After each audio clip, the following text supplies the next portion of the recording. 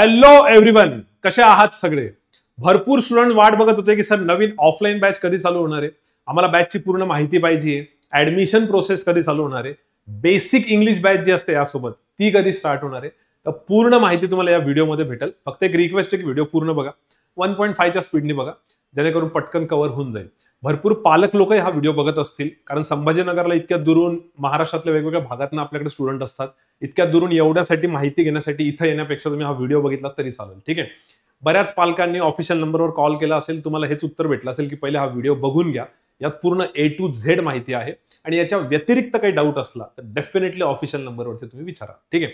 तर आपली जी offline batch आहे ती चालू होतीये 4 डिसेंबरला, पण मात्र त्याची ऍडमिशन प्रोसेस जी आहे ती 18 नोव्हेंबरला 18 नोव्हेंबर पासून स्टार्ट होईल. सर असं कशामुळे? आता जवळपास एक 9 वर्ष चाललंय क्लासला. 9 वर्षामध्ये असं आहे की बॅच स्टार्ट होण्या अगोदरच फुल झालेली असते. ठीक आहे. ऍडमिशन आधीच होतात, त्यामुळे आपलं फर्स्ट कम फर्स्ट सर्व बेसिसवरती असतं. तर 18 नोव्हेंबर 18 नोव्हेंबर पासून ऍडमिशन स्टार्ट होतील. सर ते ऍडमिशन किती दिवस चालतील? तर ते डिपेंड करतं, जसं फुल झालं तसं. कधी 2 दिवस, 3 दिवस, 4 दिवस, 5 दिवस, 10 दिवस याच्यावरती राहील. त्यामुळे प्लीज यात कन्फ्यूज नका होऊ की बॅच 4 डिसेंबरला चालू होते म्हणजे आम्ही 4 डिसेंबरला आलो तर चालेल का? मे बी त्याच्या आधीच ऍडमिशन फुल झालेले असतील. ठीक आहे. तर आता ही ऍडमिशनची डेट सगळ्यात महत्त्वाची होती म्हणून मी सुरुवातीला सांगितलं. आता मेन मुद्दे हे पण आहेत बऱ्याच जणांचे की सर आम्ही ऑनलाईन बॅच प्रिफर करावी का ऑफलाईन बॅच प्रिफर करावी, इथून सुरुवात असते. बरेच पालक लोक फोन करतात की सर तुम्ही सांगा, तुम्ही जसं म्हणाल तसं आम्ही करतो. प्रत्येकाला ते फोनवर सांगण्यापेक्षा इथं बेटर आहे. हे बघा कसं आहे, ऑफलाईन बॅच जर करत असाल तर एक बेसिक कंडिशन आहे फक्त की तुमची बॅच पूर्ण झाली पाहिजे, मध्ये तुमचा ब्रेक नको पडायला.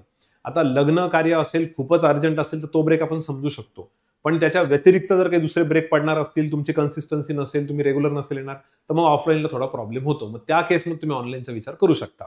अदरवाईज जर समजा तुमचं म्हणणं असेल नाही सर माझा कॉलेजचा वगैरे एवढा इश्यू नाहीये, मी बॅच व्यवस्थित करणार आहे, घरी तेवढा अभ्यास होत नाहीये, त्यासाठी घरचे पाठवत आहेत, बाकी जर तुम्ही कम्फर्टेबल असाल तर मग डेफिनेटली ऑफलाईन करा, काहीही प्रॉब्लेम नाही. ठीक आहे. आता याच्यामध्ये कसं असतं बघा, ऍडमिशनची मी डेट तुम्हाला आधीच क्लिअर करून टाकली. त्यानंतर सर आमचं ग्रॅज्युएशन झालं पण आम्हाला हे क्लिअरच नाही की आम्ही बँकिंग करू का, MBA करू का, कुठल्या गव्हर्नमेंट एक्झामचं प्रिपरेशन करू का, प्रायव्हेट साठी विचार करू, नेमकं काय करू. तर जर तुमचं कुठलंही कन्फ्युजन असेल, प्रत्येक ग्रॅज्युएट झाल्यानंतर तुम्हाला कुठल्याही सेक्टरमध्ये जायचं असेल तर तुम्हाला ऍप्टिट्यूडला थोडंफार फेस करावं लागतं. ठीक आहे. साधं गेटची जरी एक्झाम असली इंजिनिअरिंग साईडची तरी पण, तर ह्या ऍप्टिट्यूडचं आपलं सगळं टीचिंग असतं. त्यामुळे हा जो पण कोर्स असणार आहे एक 5 महिन्याचा, हा कोर्स तुमचा वाया नाही जाणार. जर तुम्ही हे प्रिपरेशन केलं तर यानंतर तुम्ही बँकिंगलाही कंटिन्यू करू शकता, इन्शुरन्सलाही करू शकता, AFO ऍग्रिकल्चरच्या काही एक्झाम्स असतात त्यासाठी जाऊ शकतात, MBA साठी जाऊ शकतात, आणि हे सगळं नसेल करायचं MPSC साईडला जरी जायचं असेल तर तिकडे फायदा होतो. ठीक आहे. बरेचसे असे सेक्टर्स आहेत जिथे 100% फायदा नाही होत, पण बऱ्यापैकी फायदा होतो, तर हे वाया जाणार नाही. त्यामुळे असे काही मुलं कन्फ्यूज असतील की यार आम्ही हे करू पण की नाही, तर त्यासाठी मला असं वाटतं की हे सांगणं गरजेचं आहे. ठीक आहे. याच्यामध्ये काय काय कव्हर होते तर मी जसं सांगितलं, बँकिंग ऍग्रिकल्चरच्या पण एक्झाम्स असतात, MBAच्या, SSCच्या, भरपूर काही आहे. पण आता बघा SSC रेल्वे हा सेक्टर असा आहे ज्याचा सिलेबस थोडासा वास्ट आहे, तर तो बँकिंगचा पूर्ण 100% सिलेबस कॉपी नाही होत तिथे, पण जेवढा पण सिलेबस आहे त्याच्यावरती बराचसा फायदा होतो मुलांना, त्यात काही प्रॉब्लेम नाहीये. त्यानंतर प्रायव्हेट म्हणजे आता जर समजा तुम्ही L&T, इन्फोसिस, TCS या कंपन्यांमध्ये जॉईनिंगसाठी जात असाल तर तिथे एक ऍप्टिट्यूडची एक्झाम असते, त्याच्यात याचा फायदा होतो. ठीक आहे. सर ऍग्रीचा प्रीचा जो पार्ट असतो जिथे कॉन्ट, लॉजिक, इंग्लिश, GA वगैरे लागतं, तिकडे हे सगळं युजफुल आहे. ओके. मेन्सचा पार्ट मात्र ऍग्रीचा होत नाही. MBAचा सिलेबस सर, MBAचा सिलेबस आणि बँकिंगचा सिलेबस ऑलमोस्ट सेम आहे, फक्त ऍब्स्ट्रॅक्ट रिझनिंग म्हणजेच व्हिज्युअल रिझनिंग हा एक प्रकार असतो, तो थोडासा डिफरंट असतो, तर तो सेपरेट होतो. बाकी सिलेबस पूर्ण सेम आहे. त्यामुळे MBAचे पण पूर्ण सिलेबस याच्यात होईल आणि बँकिंगचा पण होईल. ठीक आहे. सर अंडर ग्रॅज्युएटसाठी कसं आहे, मला असं वाटतं अंडर ग्रॅज्युएट स्टुडंट जे आहेत ज्यांचं ग्रॅज्युएशन चालू आहे, वेदर फर्स्ट इयर असो, सेकंड इयर असो, थर्ड इयर असो किंवा फायनल इयर, फोर्थ इयर असो, त्यांना प्रॉब्लेम येतो ऑफलाईनला, कारण त्यांच्या सुट्ट्या फार पडतात आणि मग कसं होतं दुसऱ्या दिवशी आल्यानंतर तुम्हाला पहिलं कळत नाही. त्यामुळे माझी तेवढीच रिक्वेस्ट आहे की जर समजा तुम्हाला प्रॉब्लेम नसेल, तुम्ही रेग्युलर करू शकत असेल, कॉलेजला तुम्हाला जायची तेवढी गरज नसेल किंवा तुमचं जे पण असेल, तर मग डेफिनेटली तुम्ही ऑफलाईनचा विचार करू शकता. ठीक आहे. ही रिक्वेस्ट माझी सगळ्यात महत्त्वाची, प्लीज ऐका. तुमचे कोणी ना कोणी मित्र मैत्रिणी आधीच संभाजीनगरला आपल्या क्लासकडे असतीलच, त्यांच्याकडनं प्लीज फीडबॅक घ्या. क्लास कसा आहे, ऑफलाईन कसा आहे, स्पेशली आता नवीन कॅम्पस आहे आपला ऑफलाईनचा. ठीक आहे. त्याचा व्हिडिओ तुम्हाला युट्यूबवर दिसेल किंवा आम्ही या व्हिडिओच्या डिस्क्रिप्शनमध्ये पण टाकू, तुम्ही एकदा नक्की बघा. ऑफलाईनचा नवीन कॅम्पस भारी आहे, तर ते सगळं बघूनच तुम्ही ऍडमिशन घ्या. जस्ट कॅम्पस बघून नाही, बाकी रिझल्ट कसं शिकवतात काय ते सगळं. जर तुमच्यातलं असं कोणी असेल की सर मी नागपूर साईडचा आहे पण माझं कोणी ओळखीचं नाही संभाजीनगरला, मी पहिल्यांदाच बघितलं, तर तुम्ही ऑफिशियल नंबरवरती कॉल करा. तुमच्या डिस्ट्रिक्टमधलं, तुमच्या जिल्ह्यामधलं कोणी ना कोणीतरी क्लासमध्ये आधी असणारच आहे ज्यांचं सिलेक्शन झालं असेल. आम्ही तुम्हाला त्यांचे नंबर देऊ, त्यांच्याशी एकदा बोला. पण हा फीडबॅक घेणं गरजेचं आहे. तुम्हाला वाटलं एसबीआय मधले तर एसबीआय, आरबीआय तर आरबीआय. आता ह्या व्हिडिओच्या शेवटी तुम्हाला एक रिझल्टचा व्हिडिओ दिसेल. त्यात तुम्हाला दिसतील की क्लासचे किती रिझल्ट आहे. तुम्ही त्यातल्या कुठल्याही स्टुडंटशी बोला. त्यांचा नंबर पाहिजे असेल तर ऑफिशियल नंबरवरनं घ्या. पण तुमचे सगळे डाऊट्स क्लिअर करा आणि त्यानंतरच ऍडमिशन घ्या. त्याने तुमचा एक माइंडसेट चांगला राहतो, पॉझिटिव्ह माइंडसेट राहील. ते तुम्हाला सांगतील कशी सिस्टीम आहे, किती डिसिप्लिन आहे, क्लास ज्या गोष्टींसाठी ओळखला जातो. तर या हिशोबाने तुमचं माइंडसेट असतं तर तुम्हाला प्रिपरेशनलाही फायदा होईल. ठीक आहे. सो अंडर ग्रॅज्युएटचं मी क्लिअर केलं. प्लीज सिलेक्टेड स्टुडंट्सकडनं जर तुम्ही विचारलं, त्यांना फीडबॅक घेतला तर बेटर राहील. तुमच्याकडे कॉन्टॅक्ट नसतील तर आमच्याकडनं कॉन्टॅक्ट घेऊ शकता. ठीक आहे. बेसिक इंग्लिश बॅच हा काय प्रकार आहे सर, आता हे व्यवस्थित आहे का. ऍडमिशन जे आहे ते 18 नोव्हेंबरला स्टार्ट होते, जे की 18, 19, 20 3-4 दिवस, 5 दिवस, 10 दिवस, 15 दिवस राहू शकतं. जशी बॅच फुल झाली तसं ते ऍडमिशन प्रोसेस क्लोज होईल. ठीक आहे. त्यानंतर तुमची बेसिक इंग्लिश बॅच चालू होते आपली 4 डिसेंबरपासून. तर भरपूर स्टुडंट्स असे असतात की ज्यांचा इंग्लिशचा थोडासा इश्यू असतो. ऑनलाईन बॅचमध्ये कसं तेच परत करून मुलं त्याला कव्हर करतात, म्हणून ऑनलाईनमध्ये बेसिक इंग्लिश नसतं. पण ऑफलाईनमध्ये मात्र बेसिक इंग्लिश असतं, जेणेकरून मुलांना लिटरली इंग्लिश वाचण्याची सवयच नसते. न्यूजपेपर म्हणा, नॉवेल्स म्हणा, इंग्लिशची रिडिंग त्यांची एवढी नसते. तर त्याच्यासाठी इंग्लिशचा तुमचा अभ्यास व्हावा, तुम्हाला थोडासा फायदा व्हावा, जेणेकरून ऍक्च्युअल जी बॅच आपली ऍक्च्युअल जो सिलेबस आहे बँकिंगचा कोर, तो चालू होतो 22 डिसेंबरला, 22 डिसेंबर. तर तेव्हा तुम्हाला प्रॉब्लेम नको यायला, कारण त्या सगळ्या क्राऊडमध्ये तुम्ही घाबरायला नको. यासाठी हे तुमच्याच फायद्यासाठी आहे. दुसरं हे कोणी करावं, मला असं वाटतं हे सगळ्यांनी केलं पाहिजे. त्यात प्रत्येकासाठी फायद्याचं असतं.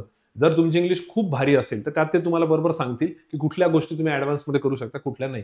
तर पर्सन टू पर्सन ते तुम्हाला व्यवस्थित स्टडी प्लॅन वगैरे व्यवस्थित सगळं सांगतील. तर 4 डिसेंबरपासून बेसिक इंग्लिशचं चालू होईल. त्याच्यात 1-2 सेशन आपण मॅथ्सचे पण घेऊ, जेणेकरून तुम्हाला मॅथ्सचे टेबल्स वगैरे काय काय गरजेचं आहे पुढे त्याचा फायदा होईल. म्हणजे सरळ सरळ ही जी प्रॅक्टिस आहे ही तुमच्याच ऍडव्हान्टेजसाठी, हे एकदम बेसिक आहे समजून घ्या. मग आपलं मेन फाउंडेशन वगैरे टाईप्स असं पकडा तुम्ही, मग पुढे चालू होतं. सो 3 डेट तुम्हाला लक्षात ठेवायच्या आहे. 18 नोव्हेंबरला ऍडमिशन स्टार्ट होऊन जाईल. तुम्ही फर्स्ट कम फर्स्ट सर्व बेसिसवर आले तर बेटर आहे. तुम्ही स्वतः येऊन ऍडमिशन केलं तर खूप चांगलं राहील, तुम्हाला सगळ्या गोष्टी कळतील. त्यानंतर पेरेंट्स वगैरेची यायची गरज नसते खरं ऍक्च्युली, हे तुम्ही स्वतः पण ऍडमिशन करू शकता, काही प्रॉब्लेम नाहीये. पण ह्या सगळ्या गोष्टी तुम्ही सिनियर स्टुडंटला विचारून घ्या. 18 नोव्हेंबरला ऍडमिशन स्टार्ट होईल. 4 डिसेंबरला बेसिक बॅच चालू होईल, ज्याचे 15 पर्यंत लेक्चर्स असतात, एक 15 लेक्चर्स. आणि मग ते 15 लेक्चर संपल्यानंतर 22 डिसेंबरला तुमचं कॉन्ट, रिझनिंग आणि इंग्लिश हे बाकी सगळे सब्जेक्ट स्टार्ट होतील. ठीक आहे. त्याच्या अगोदर क्लासच्या या सगळ्या ऍक्टिव्हिटीज आहेत, मी या सगळ्या सांगत नाही, खूप वेळ जाईल.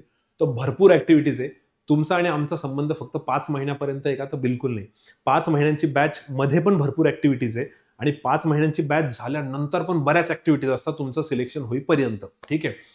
सर बॅच चालू असताना ज्या ऍक्टिव्हिटीज आहेत त्या कम्पॅरेटिव्हली तेवढ्या नसतात, कारण गरज नाही पडत. पण बॅच नंतर खूप ऍक्टिव्हिटीज असतात, ज्या की इकडे सगळ्या लिहिलेल्या आहेत. ठीक आहे. प्रत्येक सब्जेक्टच्या असतात. टेलिग्रामवरती म्हणा, युट्यूबवरती म्हणा, तुमच्याकडनं अभ्यास करून घेतला जातो. बॅच झाल्यानंतर तुम्ही संभाजीनगरला नाही थांबले, घरी जरी गेले तरी चालतं, या सगळ्या ऍक्टिव्हिटीज तुम्हाला भेटून जातात. ठीक आहे. आता सर हे नेमकं 22 डिसेंबरला जे ऍक्च्युअल बॅच तुम्ही म्हणताय मेन कोर्स चालू होतोय फाउंडेशन नंतर, त्याच्यात कसं कसं असतं, एक 4 तासांची बॅच असते. ती 22 डिसेंबरपासून स्टार्ट होईल आपली, म्हणजे मेन इकडनं तुमचा कोर सिलेबस स्टार्ट होईल. त्याच्या अगोदर तुमचं बेसिक सगळं प्रिपेअर केलं जातं, ज्याचा तुम्हाला फायदाच होतो. ठीक आहे. त्यानंतर हे C4 ऑफलाईन बॅच, हे तुमच्या बॅचचं नाव राहील. C4 ऑफलाईन बॅच, बॅचचं नाव लक्षात ठेवा. इंग्लिशचं लेक्चर राहील 1 तास दुपारी. याच्या अगोदरच मुलं लंच वगैरे करून येतात. त्यानंतर 1 तास रिझनिंगचं लेक्चर राहील. त्यानंतर 1.5 तासाचं कॉन्टचं लेक्चर राहील. मध्ये एक अर्धा तासाचा ब्रेक असतो, जेणेकरून तुम्ही फ्रेश राहणार लेक्चरला.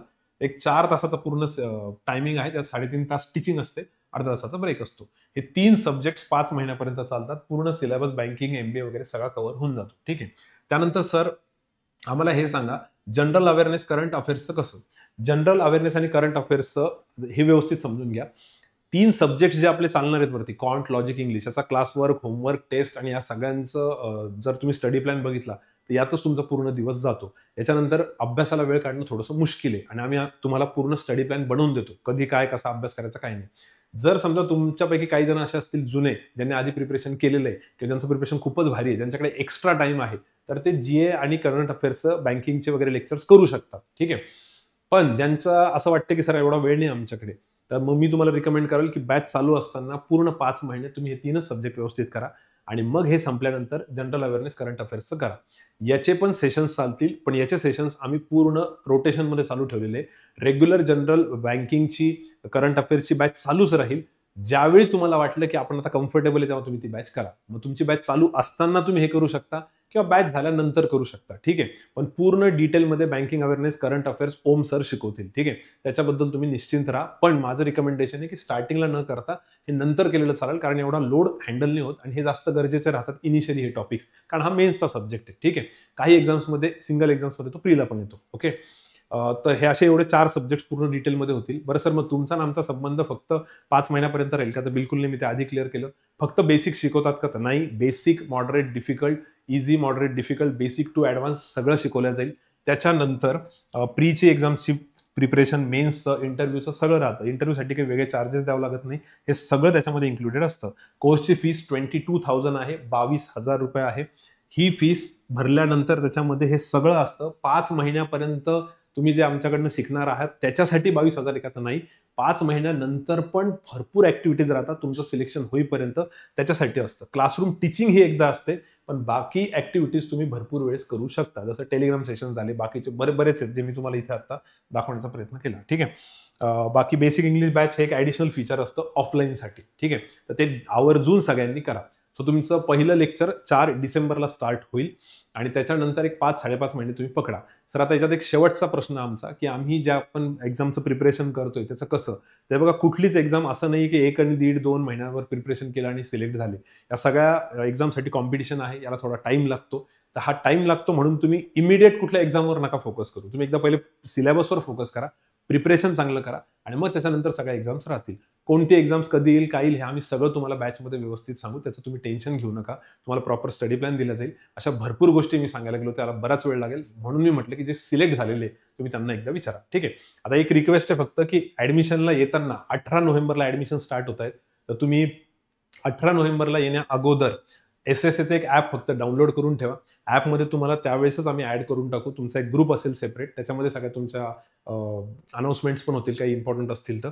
आणि 2 ऑफिशियल नंबर्स आहेत, तुम्ही यांना कम्युनिकेट करू शकता. जर तुम्हाला या व्हिडिओमध्ये सांगितलेल्या ज्या गोष्टी आहेत त्याच्या व्यतिरिक्त काही डाऊट असेल तर डेफिनेटली कॉल करू शकता. ठीक आहे, राहिला एक शेवटचा अजून प्रश्न, की सर संभाजीनगरला आल्यानंतर रूमचं कसं, रिडिंगचं कसं, मेसचं कसं, या सगळ्या गोष्टी. तर क्लासच्या आजूबाजूला भरपूर मेस, भरपूर रिडिंग, भरपूर फॅसिलिटीज आहेत रूम्सच्या वगैरे. पण आपलं डायरेक्ट काही कम्युनिकेशन नाही आहे कुठल्या मेससोबत, पण आम्ही तुम्हाला कॉन्टॅक्ट्स देऊ, तुम्ही त्यांना कम्युनिकेट करू शकता. तर 18 तारखेला जेव्हा तुम्ही ॲडमिशनला येत आहे त्यावेळेस जर तुम्ही या सगळ्या गोष्टी बघून घेतल्या, रूम वगैरे, तर ते बेटर राहील. म्हणजे मग 4 तारखेपासून डिसेंबरपासून तुमचं सगळं स्टार्ट होईल. ठीक आहे, याच्या व्यतिरिक्त काही डाऊट असला तर ऑफिशियल नंबरवरती डेफिनेटली कॉल करा. नंबर्स तुम्हाला इथे दिसतात. ठीक आहे, लवकरच भेटू. 4 डिसेंबरला फर्स्ट लेक्चर होईल. ॲडमिशन मात्र 18 नोव्हेंबरला स्टार्ट होत आहे. चलो, will stop here. Thank you, bye bye, good day.